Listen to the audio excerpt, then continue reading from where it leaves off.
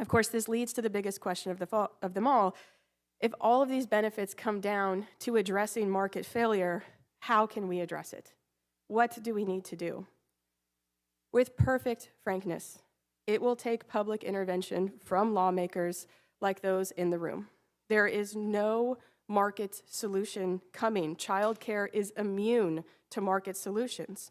There's no miracle technology waiting to be invented. There's no leap in the efficiency of childcare delivery that will suddenly change the calculus and make it cheaper to provide.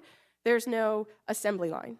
There's no artificial intelligence. There's no clever management system that will suddenly make it cheap and easy to provide childcare. Little children need the eyes, ears, hands, and attention of a capable adult. That won't change. Childcare cannot get cheaper. There is no way the private markets will either become more plentiful or more affordable. Full stop.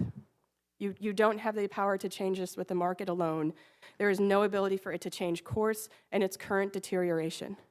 The future of market-based childcare is more expensive, serving fewer children. And if I had said that in 1990, I would have been proven right today. So logic dictates an economic lesson that perhaps policymakers are reluctant to hear. The government needs to step in. It's the only way childcare will change.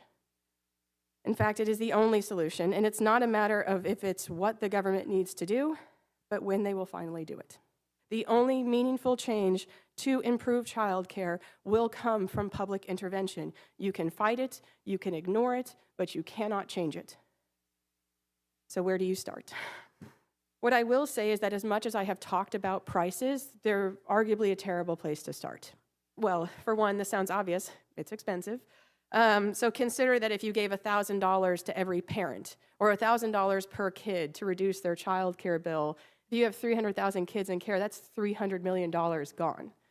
And because of the way that market works, if you gave every parent $1,000 to help them afford care, I can guarantee you the price of child care will increase by $1,000. And providers will capture that market. You're in effect sending money to providers, but do it ineffectually through families rather than going to providers directly. As hard as it is for me to hear as a parent, it actually doesn't benefit the market much to help me first. It benefits the market more to help providers first.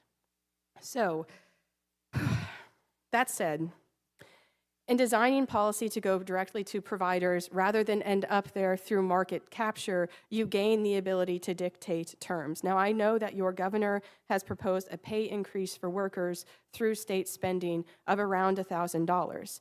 The advantage of having that money directly targeted to workers is that you get to decide where it goes and on what terms, being able to control the result within your purview. You have the ability to do that as policymakers. And $1,000 may not sound like a lot, but if you're making $14 an hour, that could be as much as a 3.5% raise a year.